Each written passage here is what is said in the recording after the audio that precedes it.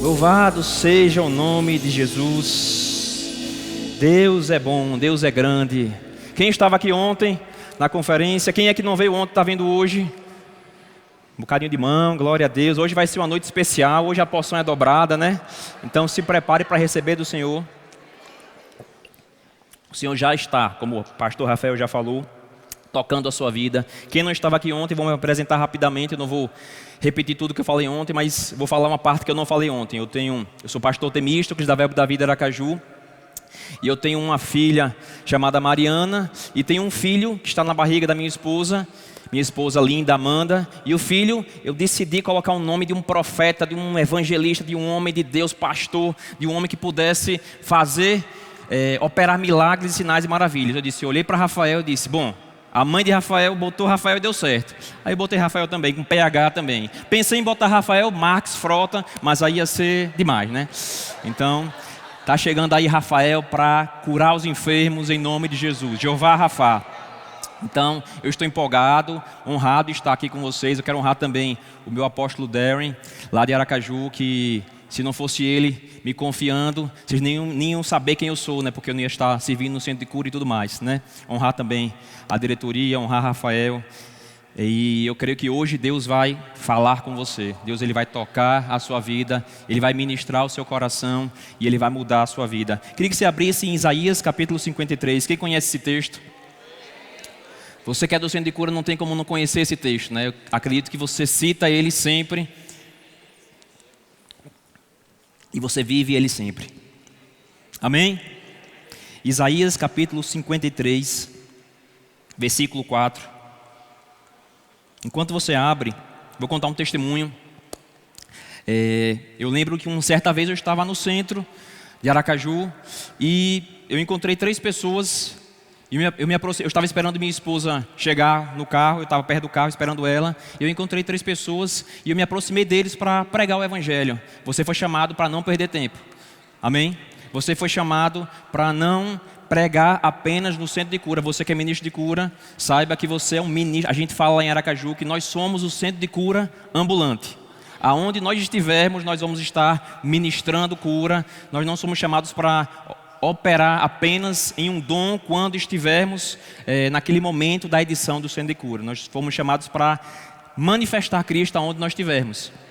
E eu estava simplesmente esperando minha esposa, mas já que eu estava esperando, por que esperar parado, né? E eu comecei a falar de Jesus para 3 pessoas que estavam perto, e as 3 pessoas estavam concordando com tudo que eu dizia. Eu dizia para eles, olha, Deus te ama demais, vocês são importantes para Deus, e eles concordavam. Mas teve um momento que eu terminei essa parte, eu disse, e eu queria saber se algum de vocês está precisando de oração por cura, porque Jesus quer curar vocês. Um deles se levantou e começou a dizer, não é assim não, não é assim não.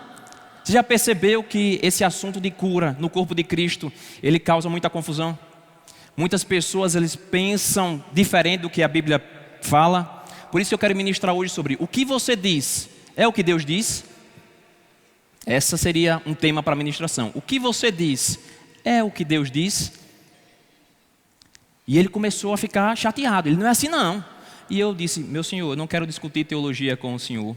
Estou perguntando só se o senhor tem algum problema de saúde. Ele disse, não tenho não. E aí eu me virei para a moça que estava do lado dele e eu perguntei a mesma coisa. E a senhora? Ela disse, não, eu tenho um problema nas pernas. E eu orei por ela. Depois que eu orei por ela, eu disse, e aí, como é que você está? O rapaz se intrometeu e disse, ela está ruim, ela estava com dor. É claro que ela não está melhor.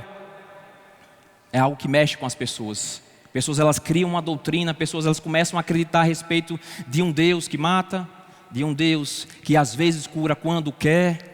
Quantas coisas nós ouvimos a respeito de Deus. E aí aquela mulher testificou de que a cura aconteceu. Logo depois eu precisei ir embora, eles também precisaram. Eu não tive a oportunidade de discutir, até porque eu não ia discutir. Eu não fui chamado para discutir, eu fui chamado para demonstrar. Amém? Você foi chamado para demonstrar e não para discutir. Eu nunca vi ninguém conseguindo discutir teologia com alguém que crê diferente e conseguindo, tendo um fruto proveitoso. Mas se você demonstrar, se você mostrar o seu Deus, as coisas vão ser diferentes. Então, eu comecei falando desse testemunho porque são algumas coisas que eu quero compartilhar com você. Então, Isaías 53, no versículo 4. Você já chegou lá? Eu estou chegando.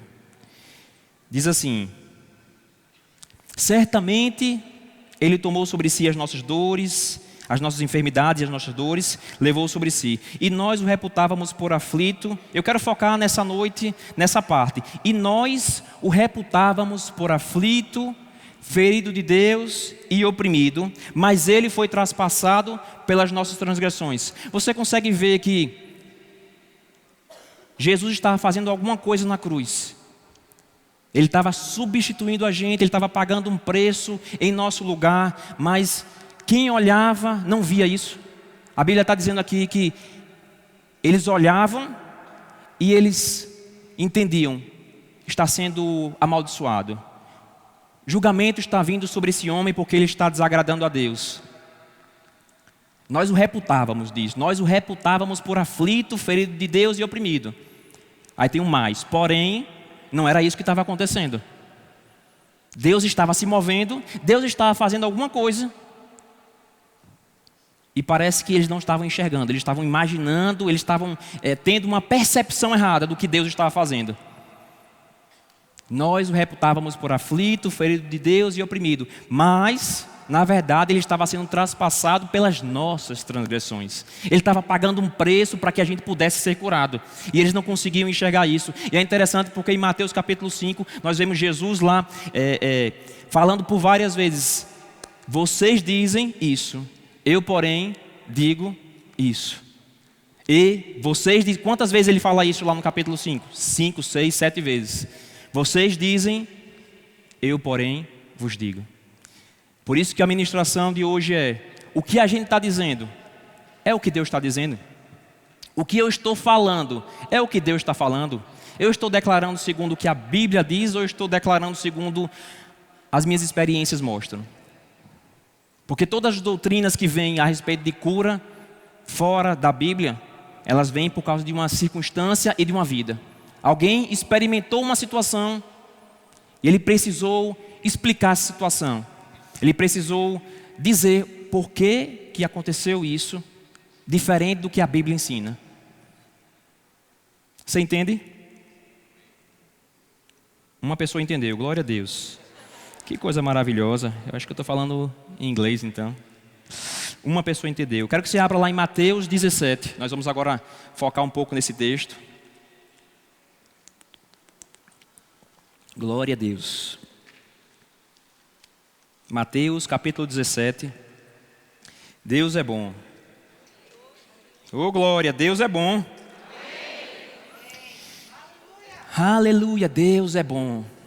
Deus é maravilhoso. Mateus capítulo 17 começa com a transfiguração. Nós sabemos que Jesus estava no monte da transfiguração com Pedro, Tiago e João, e começa a acontecer algo tremendo que marcou tanto a vida de Pedro que ele cita lá na carta dele, né? E quando isso está acontecendo, eles veem Jesus glorificado, eles veem Jesus transfigurado.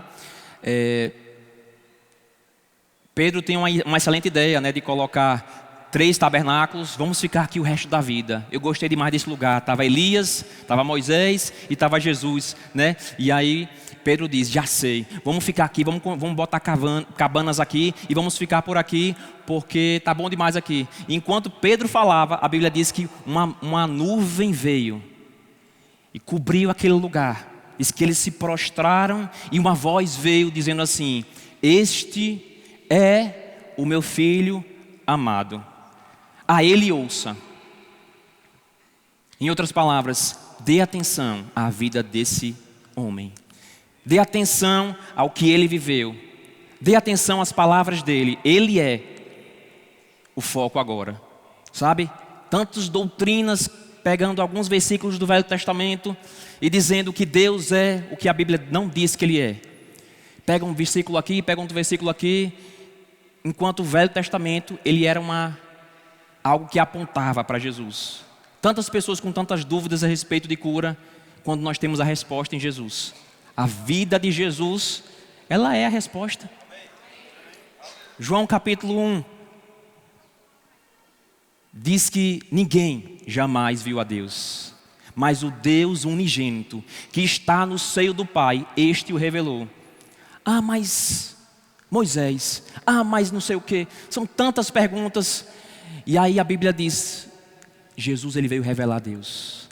Colossenses capítulo 1 diz que Ele é a imagem do Deus invisível. Hebreus capítulo 1 diz que Ele é o resplendor da sua glória, a expressão exata do seu ser. E as pessoas estão tentando encontrar Deus na área de cura, quando Jesus ele veio na terra e expressou exatamente Deus em qualquer área que você imaginar, inclusive na área de cura. Então qual é a vontade de Deus? Está expressa na vida de Jesus. E aí você vê eles voltando do monte da transfiguração, e no versículo 14, no mesmo capítulo, Mateus 17, diz assim: quando chegaram para junto da multidão, aproximou-se dele um homem que se ajoelhou e disse: Senhor, compadece-te de meu filho, porque é lunático e sofre muito, pois muitas vezes cai no fogo e outras muitas na água. Apresentei-o a teus discípulos, mas eles não puderam curá-lo. Olha que coisa interessante. Os discípulos eles estavam se movendo em cura. Você sabia disso?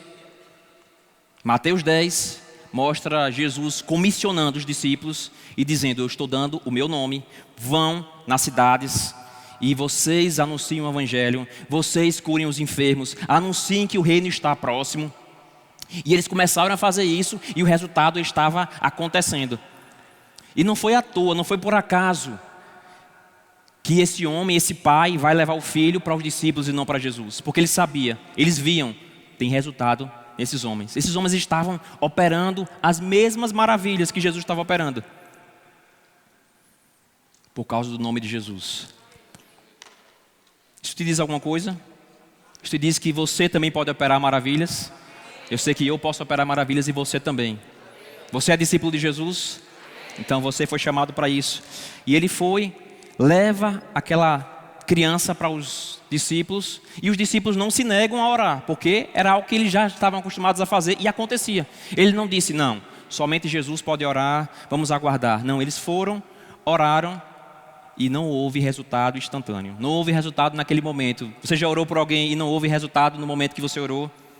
Eu já orei por várias pessoas e não houve resultado no momento que eu orei. É frustrante, eu não gosto disso. Eu não fico satisfeito, eu não acho legal, eu não acho bonito e eu não invento uma desculpa. E nós vamos ver o que é que Deus falou, o que é que Jesus falou a esse respeito, para a gente poder entender o que nós devemos fazer em meio a um insucesso de uma oração por cura. Muitas pessoas fazem um rema e elas começam a acreditar, fazem a matéria Cristo aquele que cura, e elas começam a acreditar: Deus quer curar. E elas começam a impor as mãos sobre os enfermos. E porque nada aconteceu na primeira vez que você impôs as mãos, você começa a pensar: sabe o que mais? Eu não fui chamado para isso, não é meu chamado, sabe? É alguma coisa, Deus. E a gente começa a dizer, criar doutrina, sabe? É porque isso é para alguns, ou é para todo mundo menos para mim. Marcos 16 imporão as mãos sobre os enfermos e eles serão curados. Esses sinais vão seguir os que creem menos a mim. Não. Estes sinais vão seguir os que creem. Tem uma ministra chamada Heidi Baker e ela tem visto muitas curas, milagres, maravilhas. E ela é muito simples. Ela disse o seguinte: sabe por que eu vejo mais curas acontecendo do que a maioria de vocês? É porque eu imponho as mãos. É muito simples, né? É porque eu imponho as mãos. Que resposta simples. Às vezes nós pensamos que crer na cura é estar no nosso quarto dizendo: Senhor, eu creio em cura. Senhor, eu creio em cura. Senhor, eu creio em cura. Quando Deus está dizendo para você: já que você crê, saia do seu quarto e imponha as mãos. Oh, glória! Você vai ver resultados quando você sai da sua posição de conforto e impõe as mãos dos enfermos. Amém? Eu estava em qual versículo? A resposta de Jesus, eu li o versículo 16: apresentei aos seus discípulos, mas eles não puderam curá-lo. Jesus exclamou: geração incrédula e perversa, até quando estarei convosco? Até quando vos sofrerei? Trazei-me aqui o menino. Dura essa palavra, né? Saber que quando você ora por alguém e aquilo não acontece, Jesus não aplaude, não acha bonito. Pelo contrário, Ele está dando uma repreensão mesmo. Ele está te chamando para um nível maior. Ele está te chamando para um nível de intimidade maior. E aí ele fala: geração incrédula. Ele já começa a mostrar para a gente aonde é que a gente tem que crescer. Porque se ele chama as pessoas naquele momento de incrédulos, o que é que a gente precisa fazer? Aprender a gerar fé. Aprender a andar na fé. E ele fala perverso. E obviamente que essa palavra perverso, ele não estava dizendo, vocês só ficam pensando em adultério. Obviamente que ele não estava dizendo para os discípulos, vocês só ficam pensando em fornicação, vocês ficam pensando em pornografia e vocês ficam pensando em corrupção, vocês são perversos. Não era isso que Jesus estava dizendo. Jesus estava dizendo, a mente de vocês, ela está pervertida. A mente de vocês, ela não está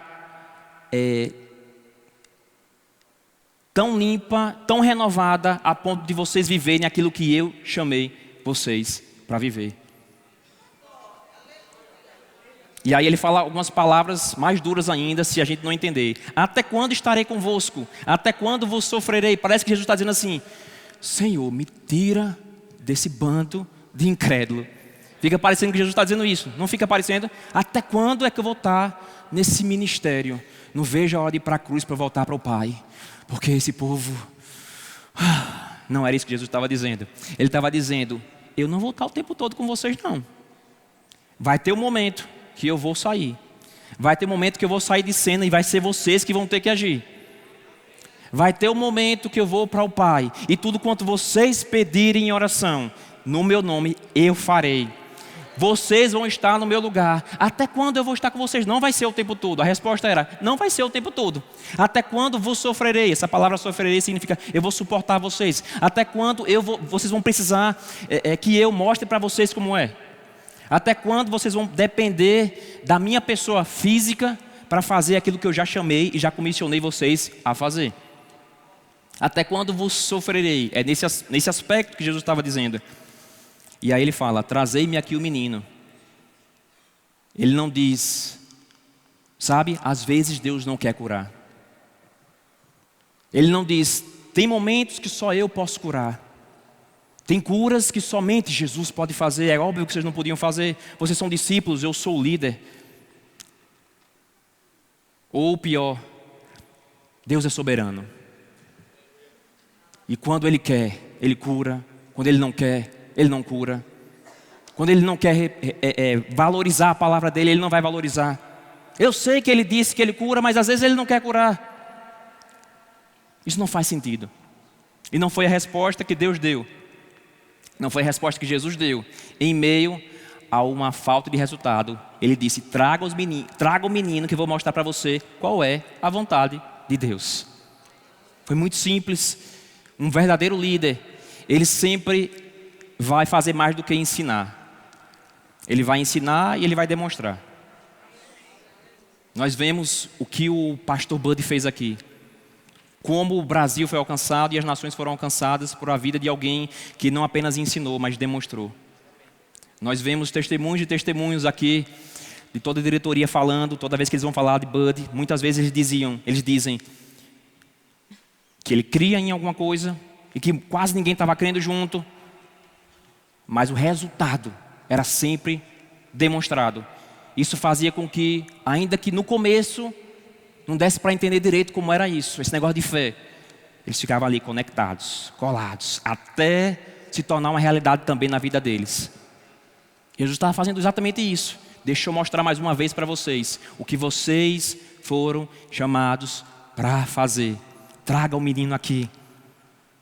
E Jesus traz o menino, e o pessoal traz o menino. E aí agora eu quero que você abra em Marcos capítulo 9, porque em Marcos capítulo 9, essa parte específica vai ser mais detalhada em Marcos capítulo 9. Vai ser a mesma história, mas em outra perspectiva. Traga o menino. Marcos capítulo 9, versículo, acho que 20. Marcos 9, 20. Aleluia. Trazei-mo, né? Ele termina no versículo 19 dizendo a mesma coisa. Geração incrédula, até quando estarei convosco? Até quando vos sofrerei? Traga o menino, trazei-mo. E versículo 20. Trouxeram-lhe, quando ele viu a Jesus, o Espírito imediatamente o agitou com violência e caindo ele por terra, revolvia-se espumando. E eu entendo que foi exatamente isso que aconteceu também com os discípulos. Eu não sei se você já se aproximou de alguém para orar por alguém e aquilo que você viu já abalou você por dentro. Você foi cheio de fé até o momento. Você já entrou no UTI, não sei se você já entrou no UTI, eu não sei se você já passou numa situação onde você estava cheio de fé, você estava cheio de confiança, mas quando você viu e você colocou os olhos naquilo, colocou sua atenção naquilo, a verdade é que a fé, se você tivesse de fralda, era melhor, mas você não estava. E foi isso que aconteceu com os discípulos. Por isso que Jesus disse, olha, é aqui. Olha. Qual é a primeira coisa que acontece? Mexe aqui. Você está cheio de fé, cheio de confiança. Quando você vê uma situação que é confrontadora, vem coisas aqui. E agora? Como é que eu vou sair dessa? Por que é que eu entrei nesse negócio? E agora eu vou ter que... E se não acontecer, eu vou dizer o quê? A gente já começa a querer ter uma boa explicação para caso não aconteça. Ou é só comigo que já aconteceu isso? Só comigo. Então vou pregar para mim.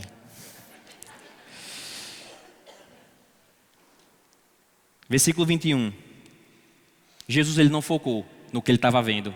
Porque nós não fomos chamados para focar no que a gente estava vendo. No momento que você foca no que você está vendo, você está esvaindo a sua fé. Jesus não fez isso. Jesus olhou para aquele homem, para aquele menino, e ele entendeu uma coisa que a gente precisa entender.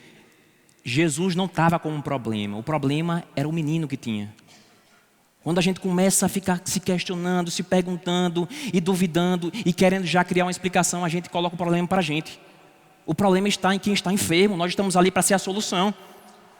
Você é a solução. Você não tem que se importar com... Você não tem que criar um problema que não existe. Eita, e agora? Como é que vai ser? Não, você não está com um problema. O problema está no menino. Quem está sofrendo é o menino. Quem está passando pela dificuldade é o menino. E Jesus olha para o menino e ele foca no menino e ele começa a perguntar ao pai, até quando? Ou desde quando ele está assim? E Jesus começa a ter uma conversa com o pai. E o pai diz, desde a infância, e muitas vezes o tem lançado no fogo e na água para o matar. Mas se tu podes alguma coisa, tem compaixão de nós e ajuda-nos. E Jesus respondeu, se podes, tudo é possível ao que crê. O pai ali estava desesperado e ele fala para Jesus, Jesus, se você pode fazer alguma coisa. E toda vez que você chega para Jesus e você faz uma oração, Senhor, se você puder fazer alguma coisa, Jesus vai te levar para um lugar de fé. Jesus vai te levar para um lugar de fé, de confiança. Ele vai dizer, você foi criado. Se você entender como você pode agir em fé, Jesus estava dizendo para esse pai, se você entender como você pode agir em fé, nada vai ser impossível para você. Eu não quero que você fique focando em orações, se você puder. Eu quero que você entenda que existe uma fé que você pode colocar em ação. E coisas podem acontecer. Jesus foi direto. Jesus ele foi direto para ele e disse a verdade. Se você tiver fé, você pode fazer coisas incríveis. E foi muito bem entendido pelo pai. É tanto que a resposta do pai o pai imediatamente exclamou com lágrimas, eu creio, ajuda-me na minha falta de fé. Bom, se alguém estiver no centro de cura e me disser uma frase dessa, eu já entendo. Essa pessoa não tem fé. Ela está duvidando. A Bíblia diz em Tiago que aquele que é como uma onda do mar, ele não recebe nada do Senhor. Não pense que esse vai receber alguma coisa do Senhor. Se na mesma frase eu digo, eu creio, mas eu estou com incredulidade. É óbvio que aquele homem não tinha chegado no nível que ele poderia chegar. É óbvio que Deus, que o lugar onde ele deveria estar não era o lugar ideal. Mas Jesus mais uma vez demonstra. Sabe que muitas vezes na Bíblia Jesus ele vai demonstrar o que ele quer. E demonstrar coisas como Tomé. Com Tomé ele fez questão de dizer, Tomé, toque aqui. Para corrigir alguém, Jesus corrige demonstrando o sobrenatural. Jesus queria Tomé na incredulidade? Claro que não. Ele estava levando ele da incredulidade para a fé. Mas algumas vezes Jesus ele vai levar a gente da incredulidade para a fé, demonstrando mesmo. E Jesus olhou para a situação e quando ele disse, ajuda-me na minha incredulidade. Se tivesse centro de cura, ele ia levar o homem para o centro de cura, mas não tinha. Então ele teve que demonstrar naquele momento. É muito bom, sabe, eu não sei quanto a você, mas eu amo quando nós temos pessoas no centro de cura, que nós vamos impor as mãos, e sempre acontece, em todas as edições acontecem, quando nós vamos impor as mãos, ele diz, é o seguinte, eu cheguei com tal tipo de enfermidade, eu cheguei com, nessa última edição, eu cheguei com escoliose, eu não podia ficar sentado numa cadeira de jeito nenhum, eu tinha rinite, e eu não conseguia dormir, desde a minha adolescência eu não conseguia dormir, só ia dormir umas 3 da manhã, mas vocês não precisam impor as mãos sobre mim, porque eu já fui curado. Eu ouvi a palavra, eu gerei fé no meu coração, e eu recebi a minha cura. Nós temos esse vídeo gravado e isso é maravilhoso. Essa é a nossa intenção no centro de cura. Nossa intenção no centro de cura é de fato ensinar as pessoas o que elas têm, o quão amadas elas são e como colocar a fé delas em ação para que elas mesmas possam colocar e receber a cura delas. Por quê? Porque quando você mesmo recebe a sua cura é diferente. Quem é que vai roubar daquilo que você mesmo recebeu, daquilo que você mesmo já entendeu? Mas nós temos pessoas que já foram curadas de câncer no centro de cura. E quando ligamos depois de 15, 20 dias, nós ligamos para ela e dizemos, como é que você está? Está tudo bem? Está tudo bem, mas os exames deram errado, porque a médica viu que eu não tenho mais nada. E é óbvio que eu tenho alguma coisa. Ela não falou é óbvio, aqui eu já estou... Mas ela disse, não, está tudo... a médica disse que os exames estão todos errados, e porque não encontrou mais nada, e a gente vai refazer os exames. E a gente... Você foi curado. Isso já aconteceu mais de uma vez. Qual é o problema nessas situações? A pessoa ela não foi arraigada, alicerçada no que a palavra ensina. E ela está num alvo muito mais fácil de perder a sua cura. Mas voltando para essa situação, Jesus vai e cura aquele menino. Aquele menino, ele é curado e ele vai dizer assim... Imediatamente o pai do menino exclamou, versículo 25, vendo Jesus que a multidão concorria, repreendeu o espírito imundo, dizendo-lhe, espírito mudo e surdo, eu te ordeno, sai desse jovem e nunca mais tornes a ele. E ele, clamando, agitando-o muito, saiu, deixando-o como se tivesse morto, a ponto de muitos dizerem, morreu. Mas Jesus, tomando-o pela mão, o ergueu e ele se levantou. Então essa situação toda você vê uma situação onde o diabo sabia que ele estava em apuros, ele sabia que ele estava nas últimas dele, que ele não tinha o que fazer. Ele usou uma estratégia com os discípulos. Eu vou fazer baderna, eu vou fazer bagunça, eu vou fazer de algum jeito que chame a atenção deles mais do que Jesus. E eles conseguiram. Mas quando eles foram fazer com Jesus, não deu certo. Porque Jesus estava conectado com o Pai. Porque Jesus ele sabia o que ele estava fazendo ali. E por mais que você já orou por alguém, e você orou, e aí está melhor? Não, está pior. É desconfortável. Mas aí você se agarra à palavra. Não se agarra ao que está acontecendo naquele momento. Mas a Bíblia diz que se eu impor as mãos sobre os enfermos, eles são curados. Mas a Bíblia diz que ele levou sobre si as suas enfermidades. A Bíblia diz, a Bíblia diz, a Bíblia diz. E não há circunstâncias. Já aconteceu. E aí é uma estratégia de Satanás. Agora eu me dei mal. Eu preciso dar minha última cartada. Já orou por alguém e a pessoa fez exame e estava pior. O que é que a gente vai ensinar para essas pessoas? Ei, agora é a hora de permanecer mesmo. Esse é o momento ideal de permanecer naquilo que a Bíblia ensina.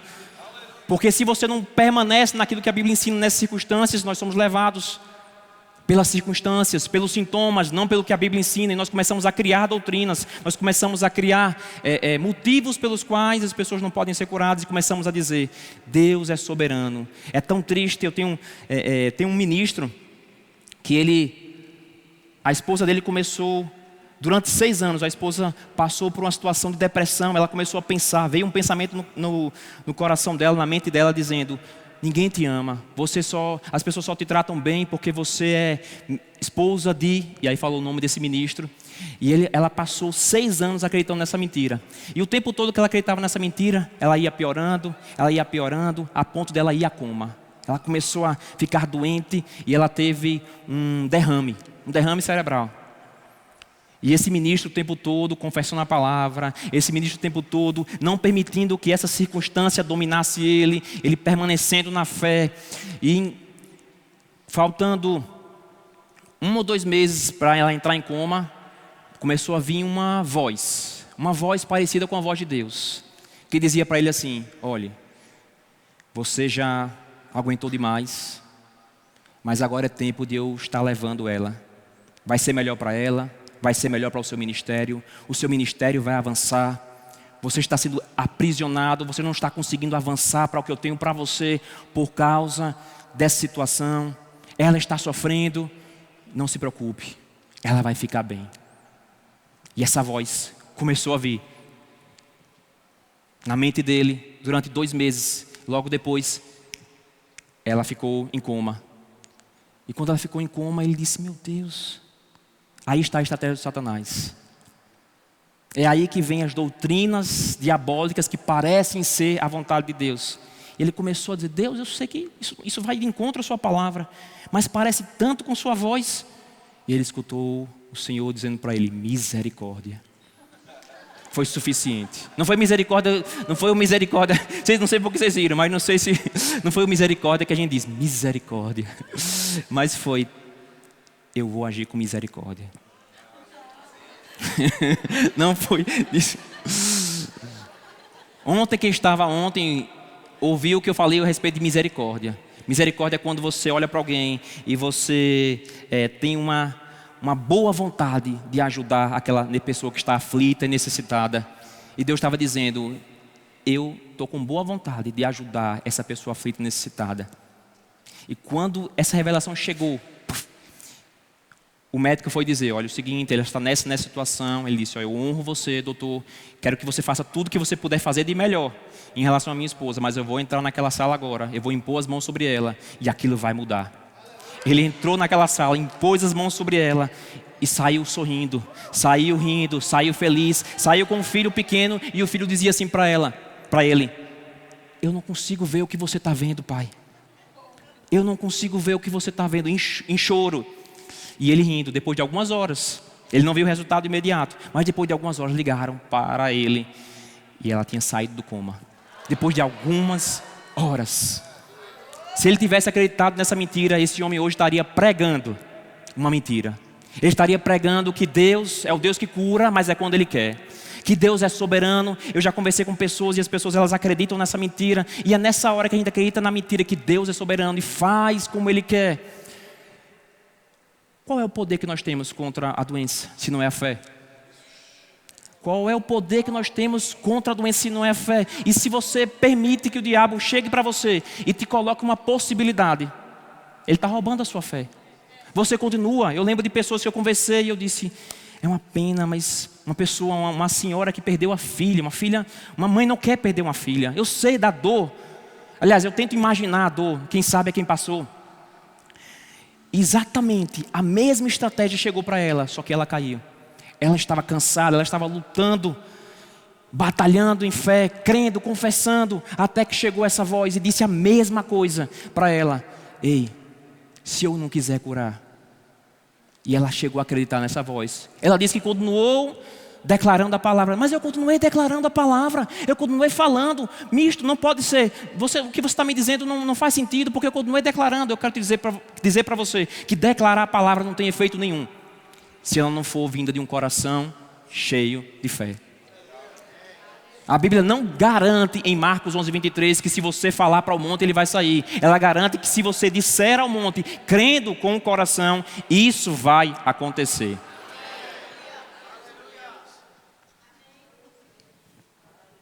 E essa mulher, ela acreditou nessa mentira. E foi como se fosse Satanás chegando perto dela e disse: licença, me dê essas armas. Eu não consigo lutar com você com essas armas. Por favor, acredite nisso, me dê. E à medida que você solta as armas, você já perdeu. E eu não aceito que as coisas aconteçam no nosso meio. A gente não foi levantado para acreditar, para misturar a fé com outras coisas. E eu não quero ver essas derrotas. Por quê? Porque essa voz ela traz um consolo momentâneo. Ai, pelo menos foi a vontade de Deus.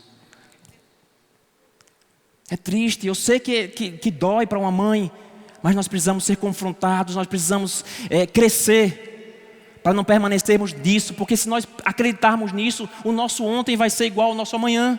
O nosso amanhã vai ser igual ao nosso ontem.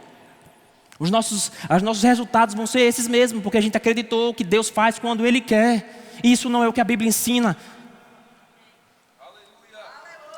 Jesus, os discípulos voltam lá para Mateus 17 para a gente finalizar. Os discípulos perguntam para Jesus. Você não precisa ficar sem uma resposta para o que Deus já respondeu, ao que Jesus já respondeu. Versículo 19. Então os discípulos, aproximando-se de Jesus, perguntaram em particular: por que motivo nós não podemos expulsá-lo? Nós tivemos tanto resultado, nós já operamos tantos milagres, tantas coisas já aconteceram, por que não aconteceu? Jesus, por que nós não podemos fazer aquilo que você já disse que a gente pode fazer? Já perguntou isso a Deus? Deus, você pode fazer todas as coisas, por que fulano morreu? Por que motivo? E Jesus respondeu: por causa da pequenez da vossa fé. A palavra é apistes, por causa da incredulidade de vocês. É interessante porque para o Pai, Ele fala, por causa da sua incredulidade. Quando os discípulos vão perguntar, Ele não diz, é por causa da incredulidade do Pai. Sabe aquelas conversas de bastidores? Eu percebi que Deus não poderia. Você orou por alguém? Eu percebi que não aconteceu porque eu percebi muita incredulidade no ambiente. Estava cheiro de incredulidade. Em Lucas 5 nós vemos Jesus em casa. O poder do Senhor estava com Ele para curar. E veio fariseus e mestres da lei de todas as aldeias circunvizinhas. Qual era a plateia de Jesus? Uma plateia que fedia incredulidade. E ainda assim a Bíblia diz, o poder de Deus estava disponível para curar. Se você chegar para Jesus e disser, por que não aconteceu? Espere a resposta. Aguarde a resposta, porque Ele vai lidar com você, Ele não vai lidar com o outro. Ele não vai lidar com a situação, é por causa do irmão, do pai, do tio, do avô. Ele vai falar com você. Se eles perguntarem, Deus vai falar com eles. Então, quiser perguntar, eu quero perguntar. Eu prefiro perguntar e ser confrontado pelo Senhor do que simplesmente guardar e dizer, não vou nem perguntar para não ter aquela resposta. Por que a diretoria, por que esses homens que andaram com o pastor Buddy estão tão poderosos em Cristo hoje? Porque perguntavam, porque estavam ali mesmo, não precisava nem perguntar, né? Só precisava estar perto. Mas isso trouxe crescimento para eles. Então eu prefiro ter crescimento que dói. Ouvir de Jesus o que eu não gostaria, mas ser confrontado, mas viver o sobrenatural. E Jesus, Ele não para nisso, Ele não diz, é porque vocês são incrédulos mesmo. Jesus disse, é por causa da apistes, por causa da incredulidade de vocês, mas eu vou dizer uma coisa para vocês, vocês foram chamados para mais do que isso. Eu vou dizer para vocês que se vocês tiverem fé, como um grão de mostarda, vocês vão dizer coisas extraordinárias, vocês vão fazer coisas extraordinárias, vocês vão dizer para o monte, vai daqui para acolá, e nada vai ser impossível para vocês. Olha que maravilha, em meio ao dia que você orou por alguém e não aconteceu, em meio à situação onde você gostaria de ter visto o milagre e não aconteceu, Deus está te levantando e está te dizendo, ei, levanta porque você pode dizer para o monte e ele vai ter que sair. Se você tiver uma fé do tamanho não, como o grão de mostarda, porque nós focamos no tamanho, mas Jesus estava dizendo, sabe algo que é muito pequeno, algo que parece ser invisível, algo que parece não ter poder nenhum, algo que parece que é menor do que a circunstância, você não tem ideia do que você tem fé. Você tem algo que se for semeado, se for lançado, se não for guardado, qual é o problema? Guardar o que a gente tem. Eita, não dá certo não. É melhor acreditar na mentira. Aí você guarda o que você tem de mais poderoso. Mas quando você diz, eu tenho, eu vou continuar crendo e eu vou continuar semeando com a minha boca. Sabe o que vai acontecer? Você vai dizer para o monte, ergue-te daqui para acolá. E ele dá uma das maiores promessas que você pode ter na Bíblia. E nada vai ser impossível para vocês. Aleluia! Nada será impossível para mim, se eu não parar, se eu não acreditar nas mentiras, se eu não desistir, e nada será impossível para vocês, em nome de Jesus, amém, glória a Deus.